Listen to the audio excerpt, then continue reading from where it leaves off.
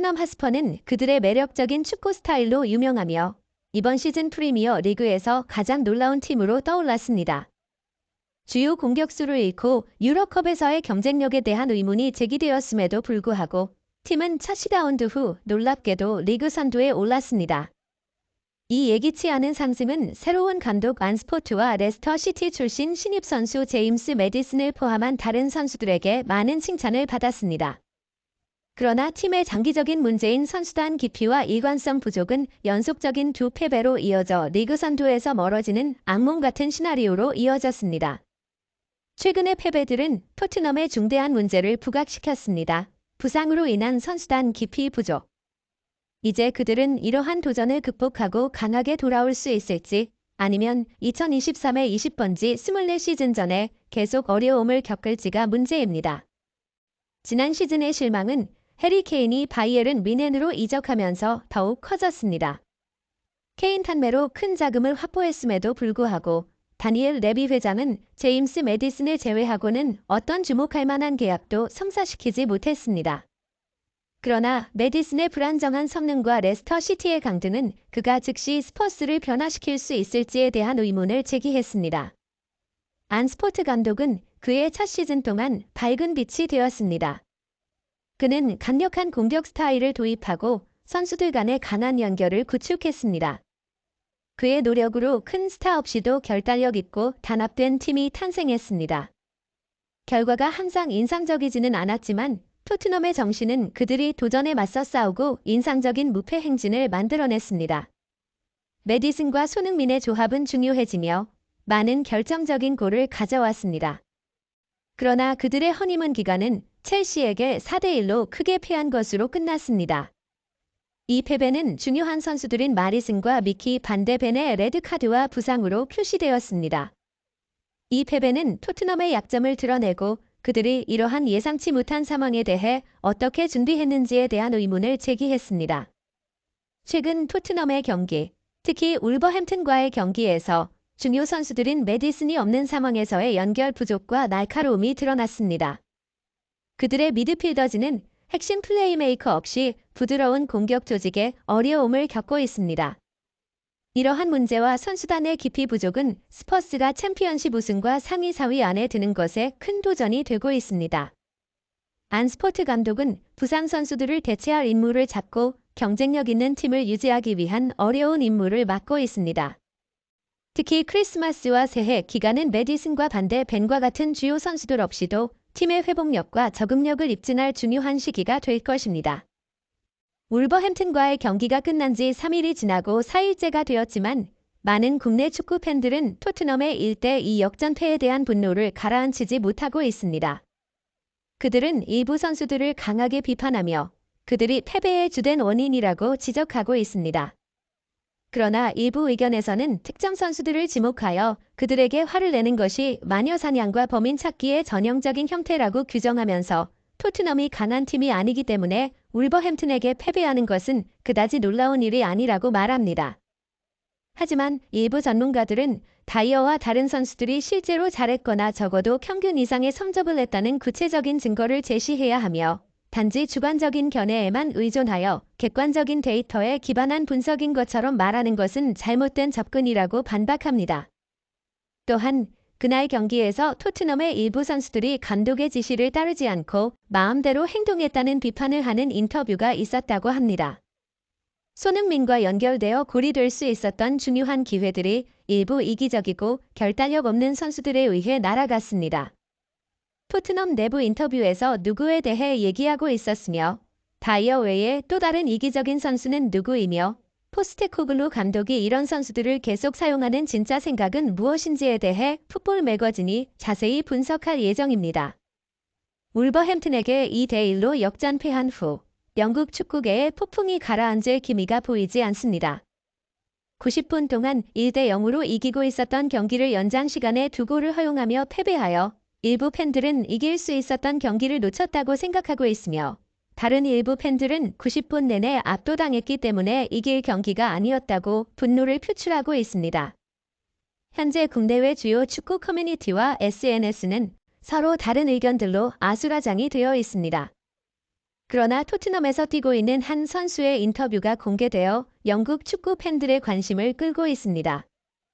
14일 풋볼 런던은 토트넘의 한 선수가 포스테코글루 감독의 명확한 지시를 무시한 동료들을 비판했다고 보도했습니다. 그는 동료들이 선택한 안전지향적인 플레이에 대해 화를 냈습니다. 그날 우리는 경기를 완벽하게 통제하지 못했습니다. 상대는 특히 경기 막판에 정말 좋은 골 기회를 만들었죠. 그는 인터뷰에서 말했습니다. 당신이 말한 것처럼 결과뿐만 아니라 성능도 중요한 요소이며 우리는 발전 과정에 있습니다. 어떤 부분이 선수들에게 가장 실망스러웠나요? 우리는 정말 좋은 시작을 했습니다. 공을 빠르게 잘 전달했고 빨리 득점했습니다. 그래서 우리는 당연히 3점을 딸 것이라고 생각한 것 같습니다.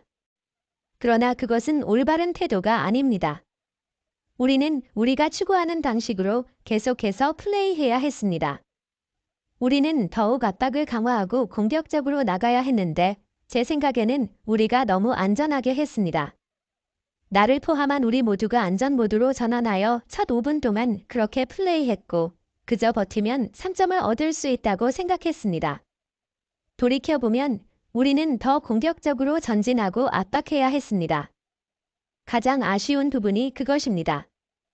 우리는 더 잘할 수 있었습니다.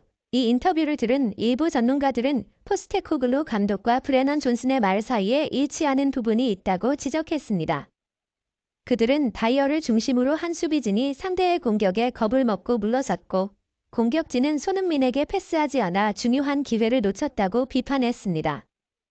이로 인해 팬들은 불편함을 느꼈습니다. 이것은 이 경기에서 클루세프스키의 공격 성능에 대한 분석입니다. 주목할 점은 클루세프스키가 17번의 볼 경합에서 단 2번만 성공했다는 것으로 이는 그가 울버햄튼의 수비진에게 압도당했다는 것을 보여줍니다. 전문가들은 또한 드리블 능력이 뛰어난 선수들이 새로운 리그의 두 번째 해에 어려움을 겪는 경향이 있다고 지적합니다. 이는 그들의 플레이 스타일이 상대팀에 의해 철저히 분석되기 때문입니다. 브라이튼의 미토마와 클루세프스키는 이에 대한 대표적인 예입니다. 만약 그들이 전 시즌의 성능을 두 번째 해에도 유지한다면 그것은 그들의 드리블이 세계적인 수준임을 입증하는 것이 될 것입니다. 전문가들은 계속해서 분석하며 일부 팬들은 클루세프스키의 패스 타이밍이 다소 늦다고 지적합니다. 이는 그가 왼발을 지나치게 선호하기 때문에 오른쪽 측면에서 손흥민에게 오른발로 패스하는 것이 힘들다는 것입니다. 이로 인해 공을 왼발로 옮겨야 하며 이는 공격의 템포를 늦추는 결과를 낳습니다. 전문가들은 상대가 클루세프스키의 플레이 스타일을 잘 파악하고 있으며 이것이 그가 공격에서 효과를 발휘하는 데 어려움을 겪는 이유라고 분석합니다. 이 분석을 들은 일부 팬들은 클루세프스키가 왜 오른쪽 위머로 고정되어 있는지 이해할 수 없다며 포스테코글루 감독의 선수 기용 방식을 비판했습니다. 하지만 일부 전문가들은 포스테코글루가 토트넘에 부임했을 때 클루세프스키가 오른쪽 윙어로서 유일한 선수였으며 페리시치와 리차를리송은 두 쪽 날개에서 모두 뛸 수 있는 선수들이었다고 반박했습니다. 포스테코글루는 그들의 약한 공격력을 파악하고 790억을 들여 브레넌 존슨을 영입했으며 솔로몬도 영입했습니다. 그러나 솔로몬은 부상으로 많은 경기에 출전하지 못했고 브레넌도 합류 직후 허벅지 문제로 몇 경기를 뛰지 못했습니다. 이에 페리시치와 리차를리송도 부상을 당하면서 클루세프스키가 유일한 오른쪽 위머로 남게 되었습니다. 일부 팬들은 상황을 이해하지만 클루세프스키의 문제가 심각하다고 생각합니다. 후반 막판 그가 손흥민에게 패스를 연결했습니다. 손흥민은 볼을 받아 전진했지만 울버햄튼의 3명의 수비수에게 가로막혔고 주변에 동료가 없었습니다.